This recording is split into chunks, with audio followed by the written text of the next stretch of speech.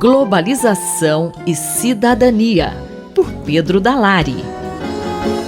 No último dia 31 de março, ocorreu a passagem dos 60 anos do golpe militar que, em 1964, instaurou a ditadura no Brasil.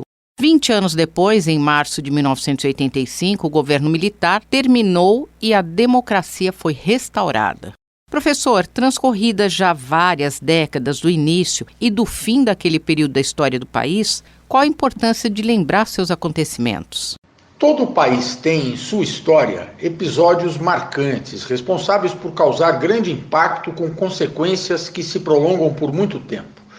A lembrança desses episódios é importante para se saber o que efetivamente aconteceu, mas também para se entender a persistência de seus efeitos na vida atual da sociedade do país. É o que se dá com o golpe militar de 1964. Evento extremamente impactante na história brasileira, deixou um legado que persiste nos dias de hoje. É fundamental, portanto, saber o que se passou e o que subsiste, principalmente pela circunstância de que a maior parte da população atual sequer era nascida no momento do golpe. Em 31 de março de 1964, os militares desencadearam um movimento armado que se contrapôs pela violência à democracia, colocando fim ao governo constitucional do presidente João Goulart.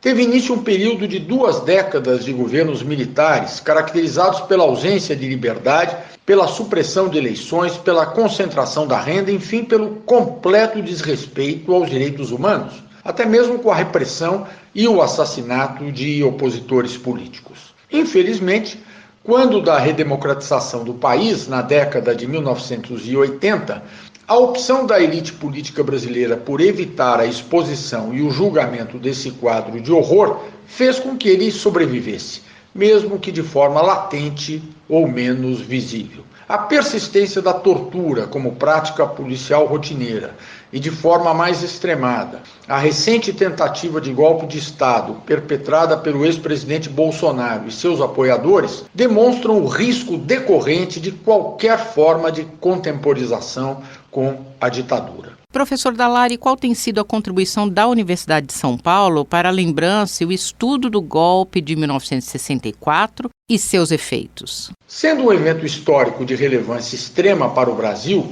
é natural que a USP procure conhecê-lo e estudá-lo em seus múltiplos aspectos e efeitos, fazendo isso a partir das diversas áreas do conhecimento. E isso tem ocorrido na nossa universidade, verificando-se neste momento da passagem dos 60 anos do golpe militar de 31 de março, algumas iniciativas que merecem destaque.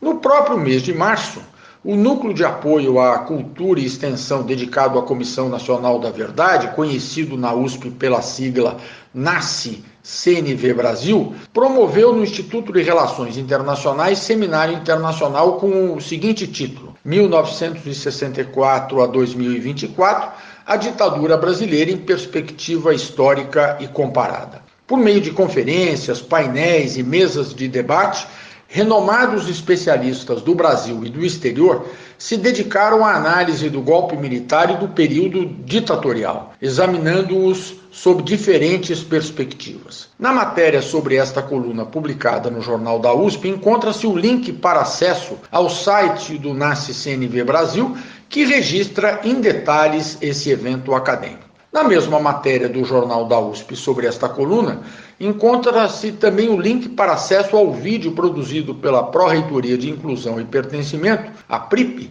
que registra uma série de ações decorrentes de recomendações do relatório da Comissão da Verdade da USP, que tem por objetivo a reparação às vítimas da universidade atingidas pela ditadura instaurada pelo golpe militar de 1964. São realmente iniciativas muito importantes, pois o reforço e preservação da memória histórica é a forma mais eficaz para se evitar que uma ditadura volte a existir no Brasil.